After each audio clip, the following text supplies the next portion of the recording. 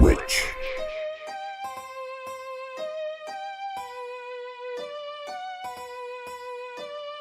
Centuries ago, in an ancient forgotten place, hidden deep in the side of a mountain, a red, intoxicating mountain, an abandoned woman was giving birth to a baby girl. Though in agony and the torture of her solitude, she pushed for hours, but the baby was stuck inside of her. A large transparent hand appeared in the form of smoke, reached between her bloody thighs and violently ripped the baby out of her womb, throwing it to the floor. The hand vanished the woman away with the blink of an eye. The baby lay screaming in pain. The Red Mountain breathed life into her newborn soul, naming her Isabella. Isabella would grow up to be known as the Black Witch. Cursed from birth, she only knew of dark and evil, though everything about her was flawless. She was beyond beautiful. Light, smooth skin that illuminated the moon. Long, endless legs of fury. Wild, curly blonde hair that hugged tightly to her body. She was never one to wear clothing. Even in public, she was known to walk around naked and natural. She turned 22 and stayed this age forever. She was blessed or cursed, or maybe she was the curse. Maybe she was supposed to have died on the floor that day after being ripped out of her mother.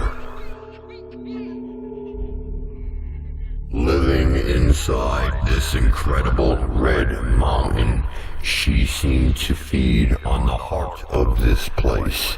The mountain gave her unique powers that grew stronger with each use. Blackness in her veins, and poison boiling in her blood. These powers have abducted her. Were powers given by the dark evil that she was born into. Since a young child, Isabella had a reoccurring dream every night. The same exact dream. A finger in the heavens would write a message in the sky. The crimson finger owned her dreams, drilling the message into her subconscious. Find Sebastian. Find him and kill him. Offer his soul to the Red Mountain. She was very young when she began her search for Sebastian. She would see glimpses of his face flashing before her reflection in the mirrors. But she didn't know who he was or how she was going to find him. When Isabella turned 22, she was alone in her room to hone in on more of this power that has been controlling her. She locked her bedroom door, then sat in the center of the room. Naked as always, goosebumps covered her soft, cold flesh. Her hard nipples provoked the anticipation of the pleasures of evil. Thunder slowly crept in from afar with the roar of a million lions. Flashes of lightning ripped through the night sky.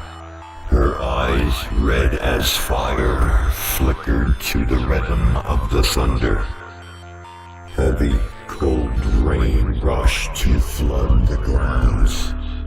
She began to chant her prayers to the darkness with soft whispers.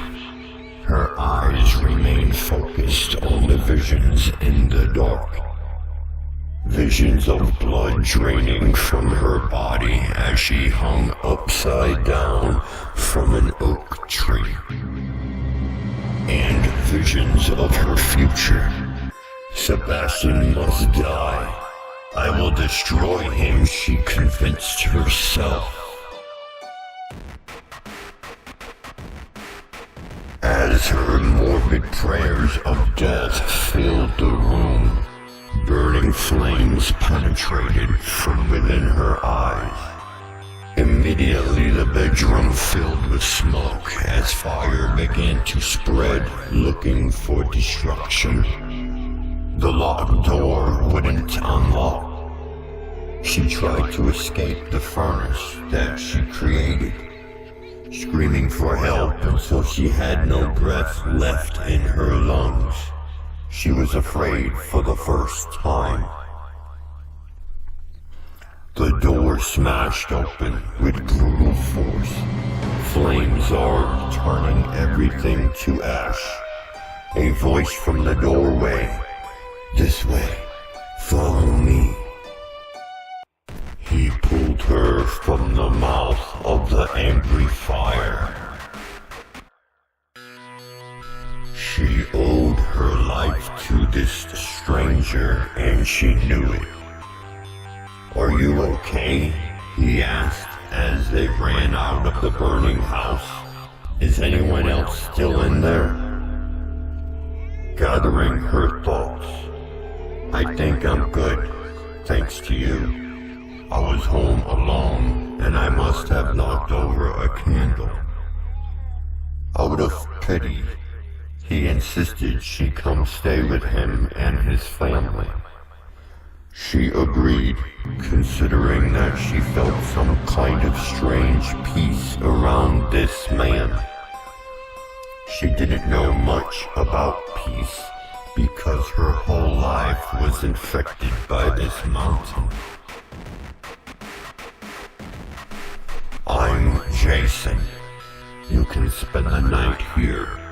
Shower, eat, make any phone calls you need. Your family must be worried. He rambled as they approached his large two-story home.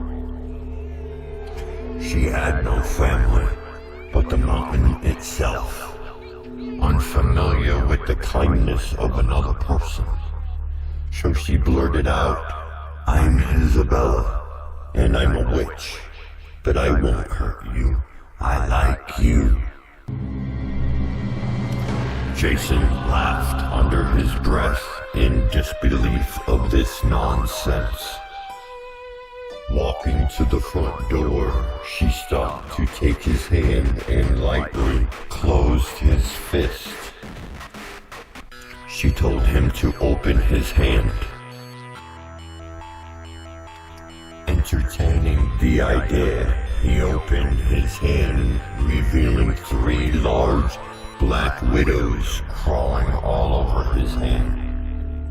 A devout Christian and a pastor for many years, Jason did not believe his eyes. Please, none of that, he begged. We will talk about this later. Please behave. Upon entering the house, they were greeted by his wife and 6 children. Isabella may have finally found a family, but it's too late. Destruction is all she knew.